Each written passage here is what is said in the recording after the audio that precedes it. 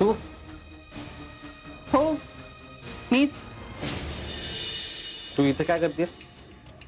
तुला भेटायला आले. हो, मग जे काय बोलायचं ना ते बोल पटापट आणि निघ इथून, कळलं? हो, राहायला नाही आले, निघणारच आहे.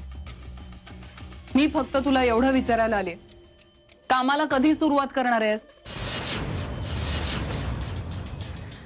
सत्यजितला भेटायचंय, सत्यजितला भेटायचंय. भेटणार आहेस तरी कधी त्याला? काय व्हीलचेअरवर बसून नुसतं करत असतोस रे? ए, आवाज खाली ठेवायचा.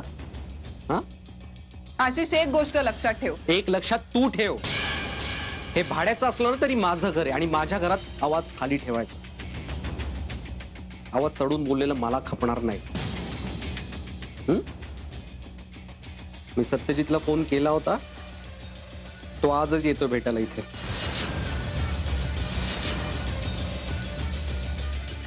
त्यामुळे भेटायला येणारा तो आहे, भेटणारा मी आहे. आम्ही बघू काय बोलायचं ते बोलू. तू निघ.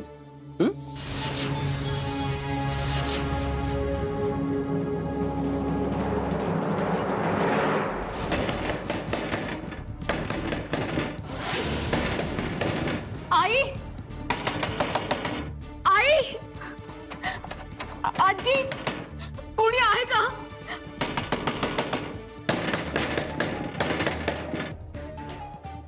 आई, गौरांग भाऊजी, आजी, कोणी आहे का? आई, आई, मंजिरी, तू अगं काय झालं? काय झालं मंजिरी, सांग ना मला. आई, आई आणि परत तू शांत हो बाळा. काय मला काय कळत नाही.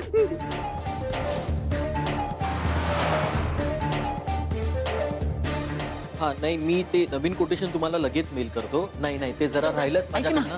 आई एक मिनिट. नाही, आधी फोन ठेव माझा. ऐक बरं बरं, मी तुम्हाला प्लीज कॉल बॅक करतो. ऐक ना, काय? तू आणि विहंग लगेच पुण्याला जा ना. मला खूप काळजी वाटते, तो पण गेला तिथे. कोण कुठे गेलंय? आई अगं काय तू काय बोलतेस? आई हे बघ, शांत राहा. आई, सत्या गेलाय पुण्याला. असं तडकाफडकी? हो ना, त्याला म्हणे त्या आशिषचा फोन आला होता म्हणून गेलाय तो तिथे. हे बापरे. मी काय म्हणते, तू आणि विहंग जा ना आत्ताच्या आत्ता पुण्याला. मला आणखीन काही अनर्थ घडायला नकोय बाई. हो आई, हे बघ तू टेन्शन घेऊ नकोस. मी विहंगशी बोलतो आणि आम्ही लगेच जातो पुण्याला. काळजी करू नकोस, आलोच.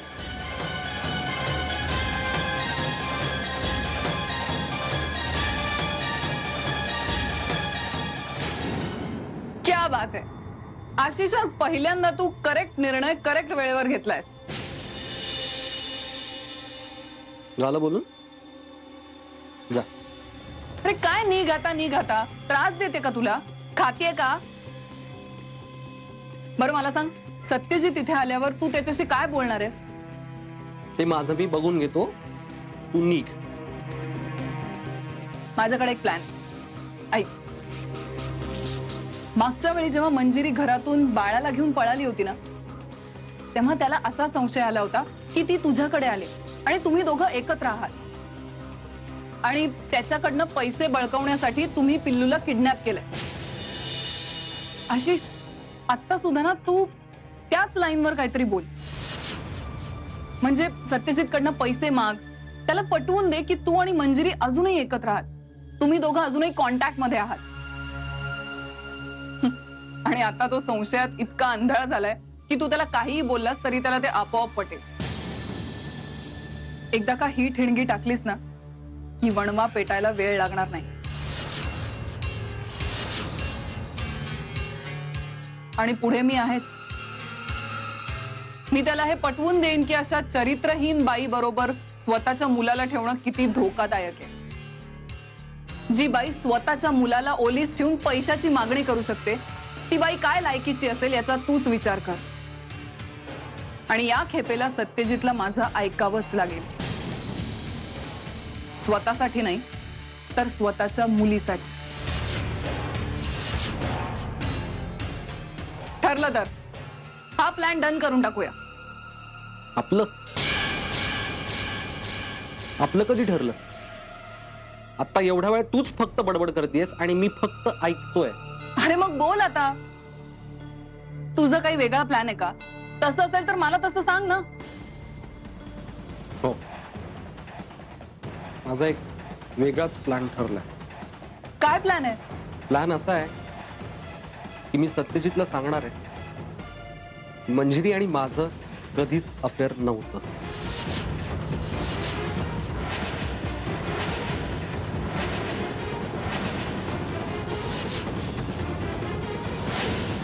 काय? मंजिरी मंजिरी निर्दोष आहे, निष्पाप आहे आणि पवित्र आहे. मी मंजिरीवर प्रेम केलं होतं, पण सत्यजित मुधोळकर सोडून तिने कुणावरही प्रेम केलं नाही हे मी सत्यजितला सांगणार.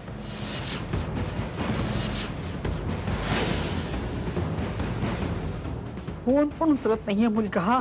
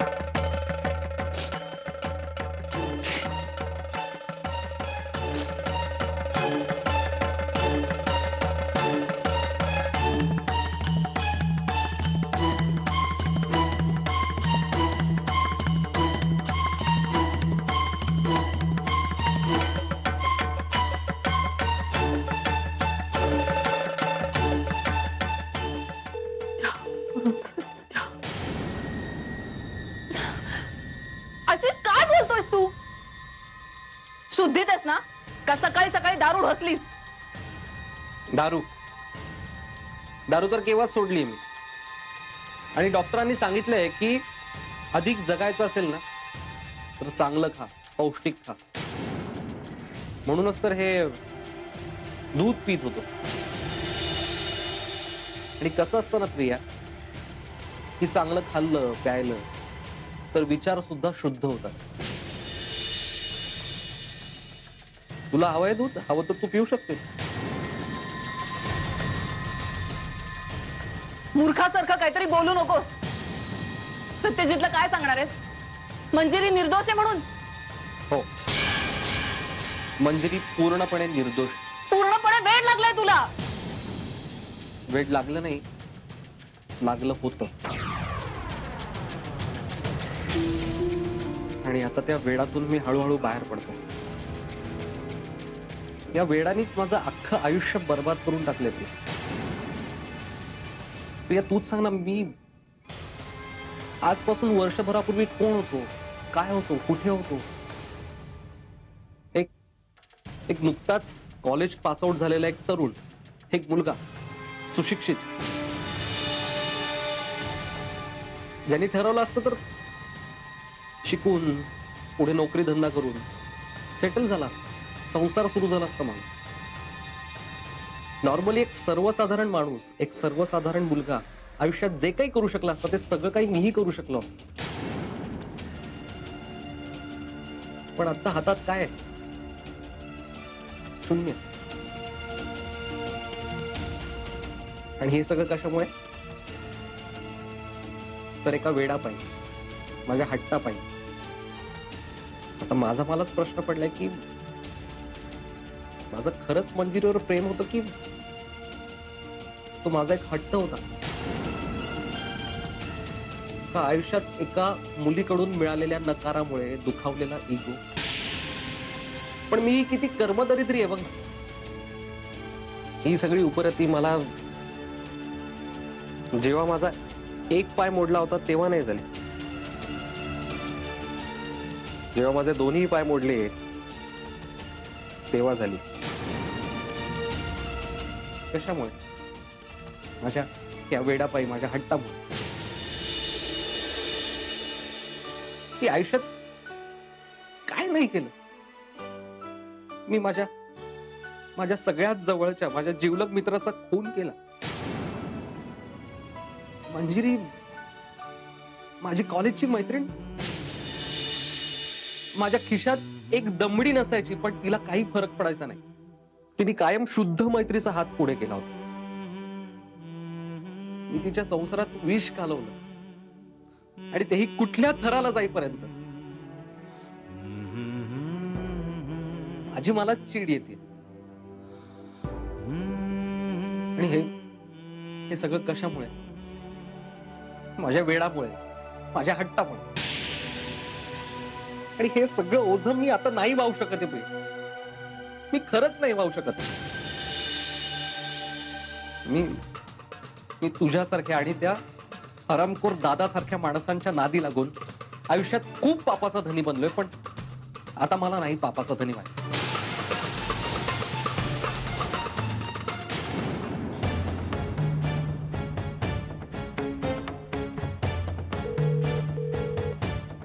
आई काय झालं? अजून नाही लागत आहे का फोन? अगं फोन लागतोय ग, पण हा मुलगा उचलत नाहीये फोन. तुम्ही सतत करत राहा ना फोन त्यांना. हेच करते ना मंजिरी मी. मला खूप भीती वाटते आई. पिस्तूल सुद्धा सोबत घेऊन गेले तो ते. हे बघ बाई, तू मला उगीच टेन्शन देऊ नको. तर मला आधीच सुचत नाहीये. काय करायचं आता?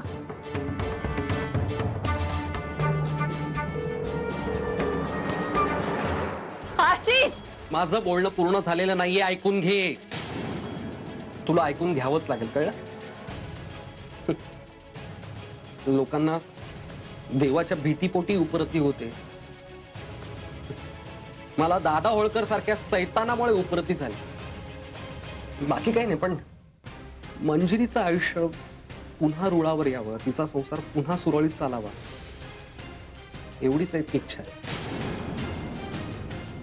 आता मी केलेल्या पापांची परतफेड नाही करू शकणार मी.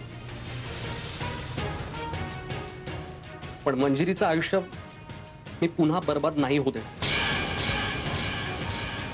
ना माझ्यामुळे ना तुझ्यामुळे.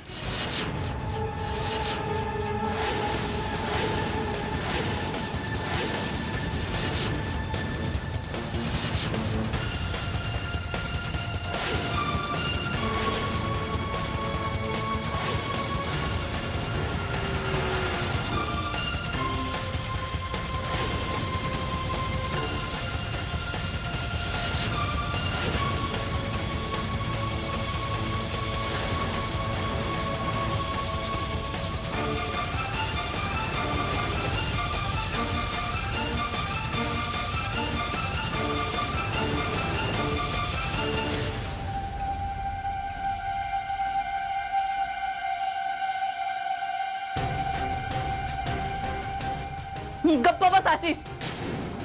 स्वतःच्या कर्मानी माती खाऊ नकोस. मूर्खपणा करू नकोस. मी सांगते ते कर, नाहीतर काय मारशील? मला मारशील? कसं आहे ना प्रिया, या सगळ्या प्रकारात मी दोषी आहेच आहे. मी मान्य करतो, मी नाकारत नाहीच आहे. पण माझ्याही पेक्षा पापी तू आहेस. आणि ही गोष्ट मला चांगलीच माहिती आहे प्रिया, की जोपर्यंत तू त्यांच्या आयुष्यात आहेस ना, तोपर्यंत त्यांचा संसार कधीच सुखी होणार नाही.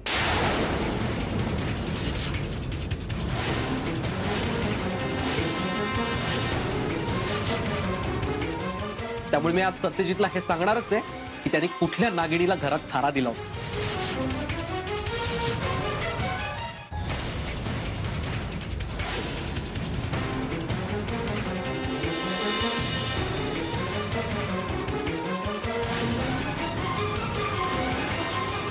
आशिष, आवाज चढवायचा नाही. आवाज मीही चढू शकतो आणि तुझ्यापेक्षा जास्त. प्रिया, माझे पाय निकमी झालेत, माझे हात नाही. मी ठरवलं ना तर आत्ता इथे तुझा गळा दाबून तुला ठार करेन आणि तुला कळणार देखील नाही. आणि तुझ्यासारख्या बाईला मारल्यानंतर मला पाप नाही तर पुण्यच मिळेल, कळलं?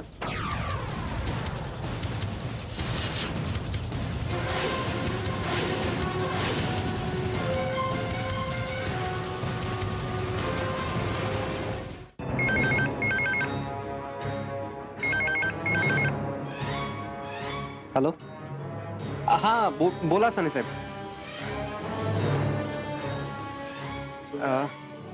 भाड्याचं ना?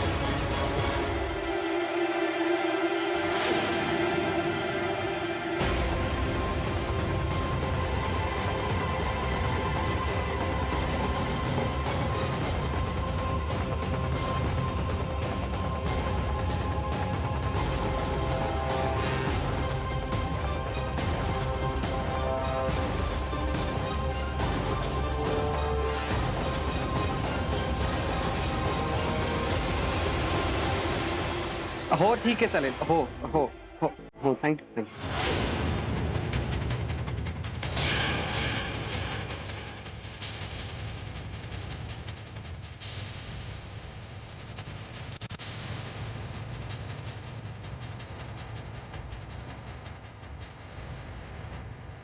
तू अजून इथेच आहेस?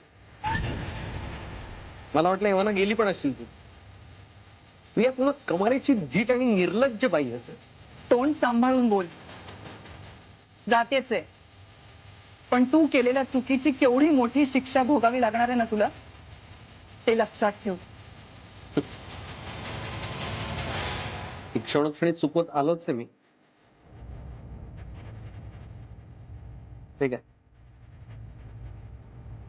पण हे मला तू नव्याने सांगू नकोस. हं? नवीन आहे, आणि काय नवीन आहे हे तुला लवकरच कळेल. पण ते कळल्याचा उपयोग मात्र होणार नाही. दरवाजा तिकडे आहे.